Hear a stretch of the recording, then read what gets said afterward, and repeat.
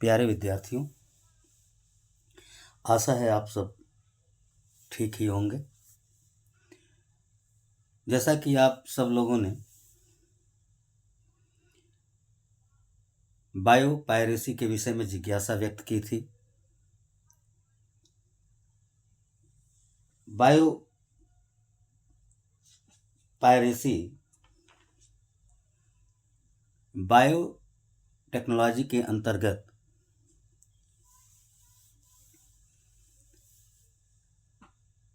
एक नैतिक मुद्दा है, एक विचारणीय प्रश्न है।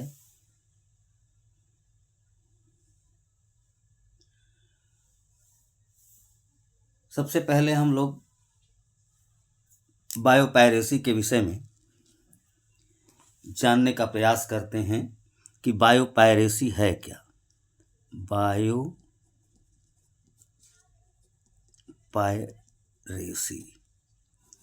बायोपायरेसी क्या है? सबसे पहले हम बायोपायरेसी की परिभाषा जानते हैं। परिभाषा किसी देश या संस्था द्वारा किसी देश या संस्था द्वारा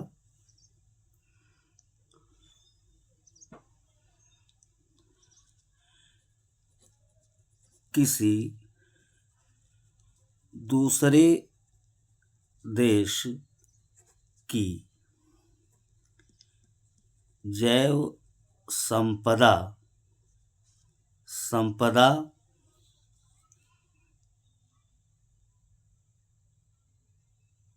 तथा पारंपरिक ज्ञान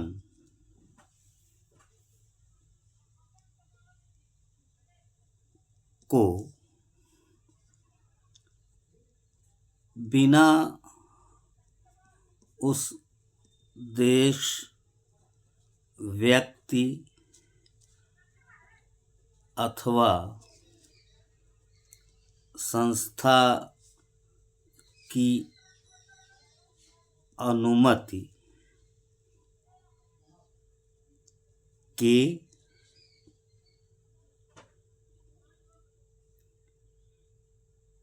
या बिना उचित मुआवजा देने के बिना ही उसका पेटेंट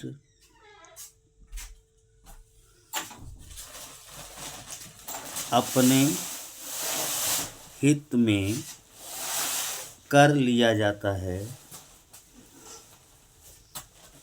है तो इस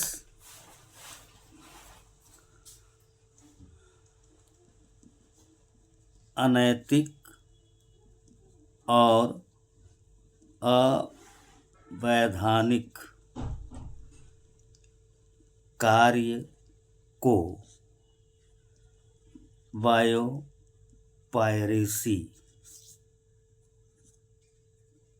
कहते हैं। अब ये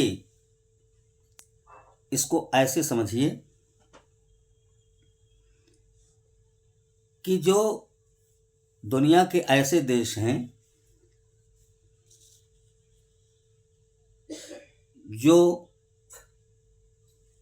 संपन्न देश हैं, संपन्न राष्ट्र हैं, विकसित राष्ट्र हैं,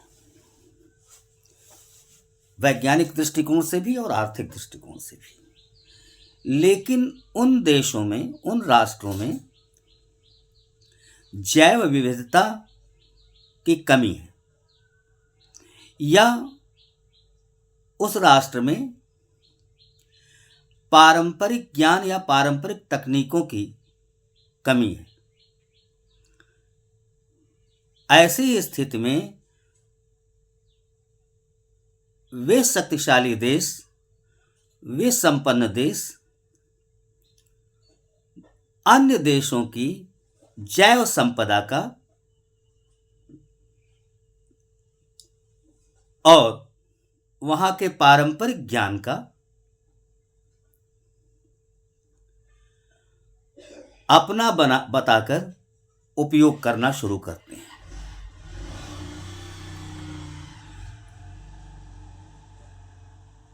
जबकि वो ज्ञान,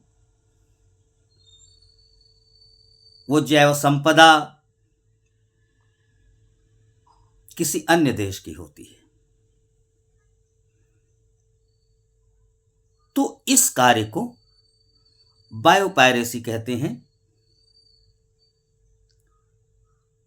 दरअसल बायोपायरेसी एक प्रकार की चोरी है जो एक देश या कोई संस्था दूसरे देश की जैव संपदा या पारंपरिक ज्ञान की चोरी करके अपना बना देती है, अपना बताने लगती है।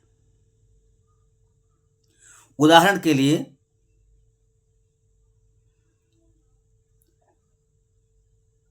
बासमती चावल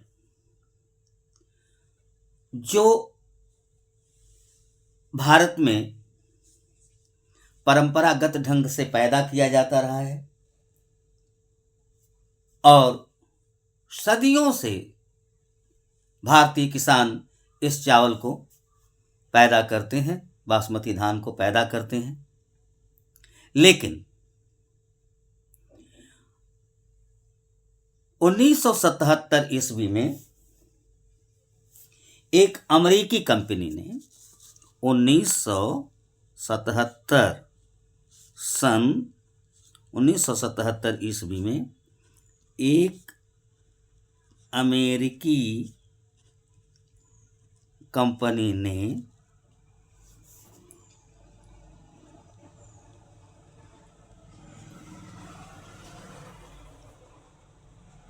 बासमती चावल को अपने नाम से पेटेंट करा लिया था।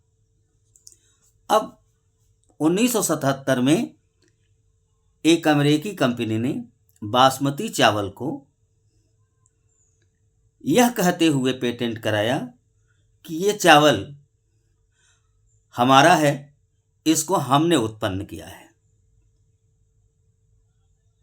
और पेटेंट वह कानूनी प्रक्रिया है कि जिसको प्राप्त कर लेने के बाद कोई वस्तु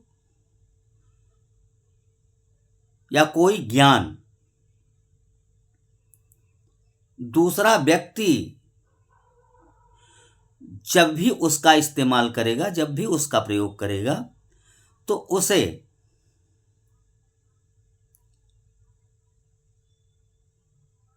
उस व्यक्ति को रॉयल्टी देनी पड़ेगी जिसने अपने नाम से उस वस्तु या ज्ञान को पेटेंट कराया है।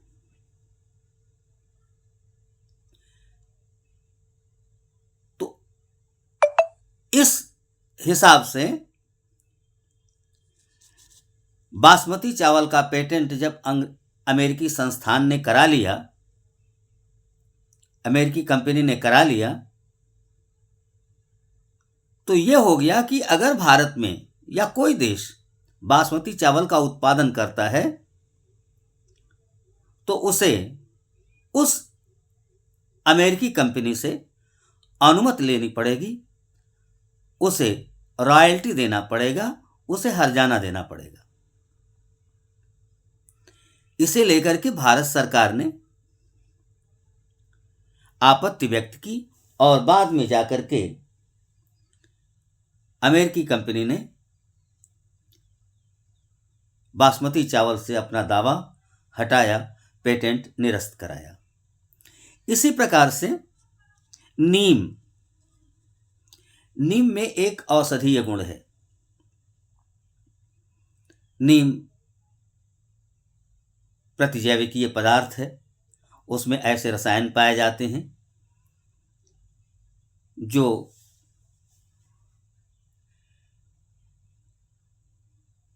एंटीबैक्टीरियल प्रॉपर्टी से युक्त होते हैं।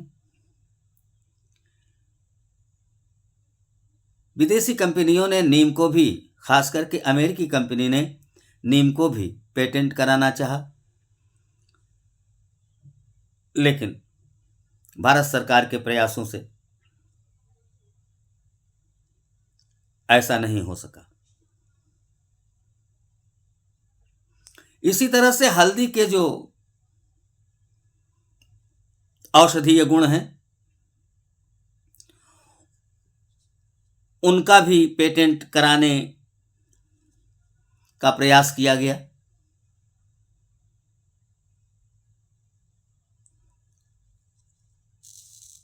इस तरह से हम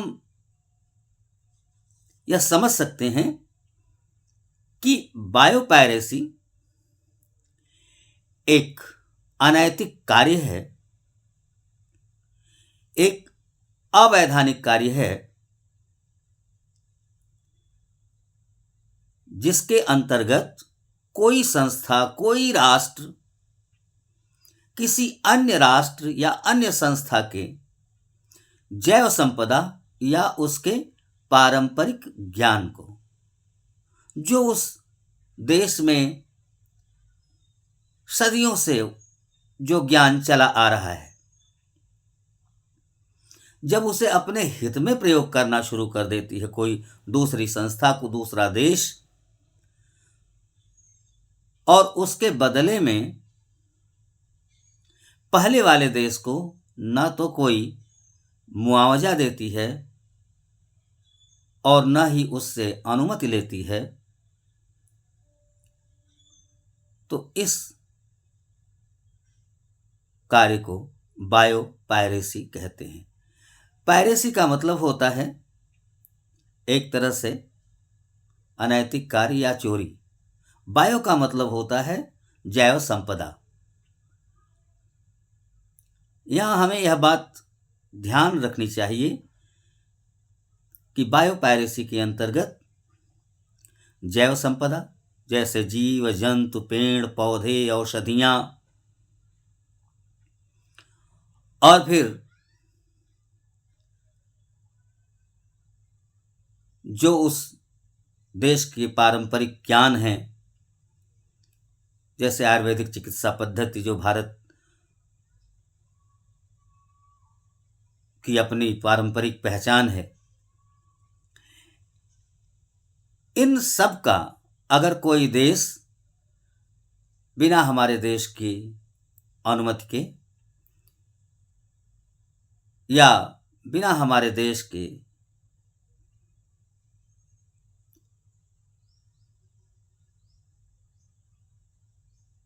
देश को हर्जाना दिए बिना या रॉयल्टी दिए बिना अगर उसे अपना बनाती है, अपना कहकर प्रचारित करती है, तो यह बायोपायरेसी के अंतर्गत आएगा। आशा है बायोपायरेसी को आप ठीक से समझ गए होंगे।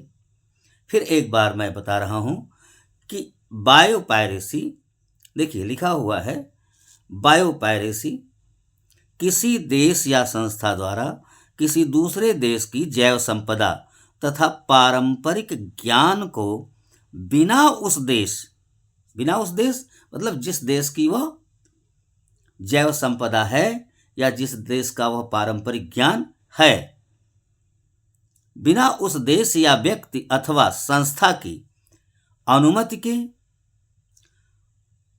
या बिना उचित मुआवजा देने के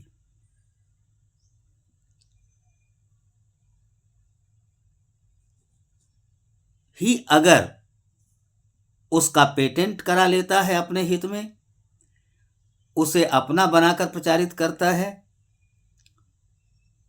तो यह कार्य बायोपायरेसी कहलाता है।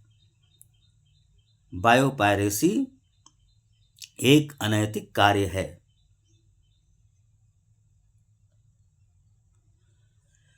आशा है आप सब बायोपायरेसी को जान गए होंगे।